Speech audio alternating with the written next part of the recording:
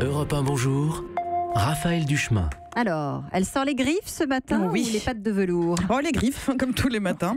Parce qu'écoutez, Raphaël, chaque jour de 2017 me plonge dans un abîme de perplexité. Je trouve que ça ne tourne pas rond en ce moment. Nous vivons dans un monde où les États-Unis sont dirigés par un sociopathe en surdose de bêta-carotène, où l'on essaye de retenir Florent Pagny sur le sol français, alors qu'on vivait relativement bien son départ, et où le porte-parole du gouvernement français, Christophe Castaner, a le physique d'un prof de Zumba et le parfait sosie vocal de Lan Trotro. Mais on vit surtout dans un monde où l'on n'a toujours pas trouvé de moyens d'éradiquer le cancer, la pauvreté, le racisme, les publicités avec Chevalier et Lespalès, mais où l'on trouve désormais un livre de recettes pour des petits dîners en amoureux en tête-à-tête avec son chat. Ça s'appelle « Recettes pour mon chat et moi ». C'est rédigé par Véronique Ayache et Laura Zuilly aux éditions Marabout. Et donc ça veut dire que oui, il existe un livre de recettes pour les chats et leur maître. Allô le monde, est-ce que tout va bien?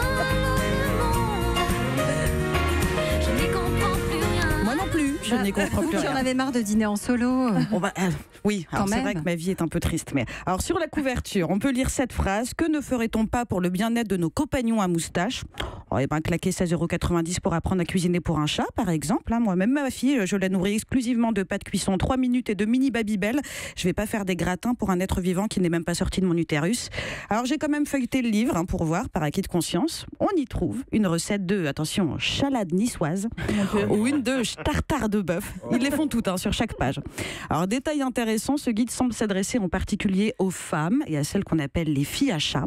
Alors dans l'imaginaire collectif, une fille à chat, c'est une célibataire de longue durée qui vit seule avec son chat Pompon et son vibromasseur acheté sur Grompon et qui le soir venu n'a rien d'autre à foutre que de cuisiner des spaghettis à son chat Pompon, toujours en écoutant ceci.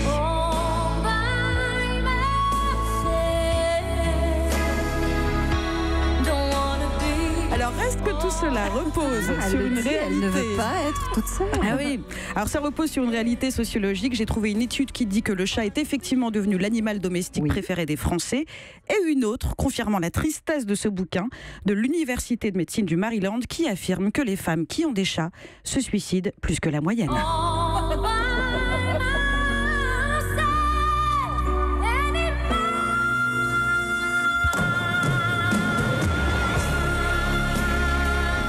Allez, chalut, il y a mon chat qui m'attend pour le ch'ti-déj. C'était le coup de griffe de Nadia Dame, tous les matins, du lundi au jeudi, juste avant 7h et l'arrivée de Patrick Cohen. Europe 1.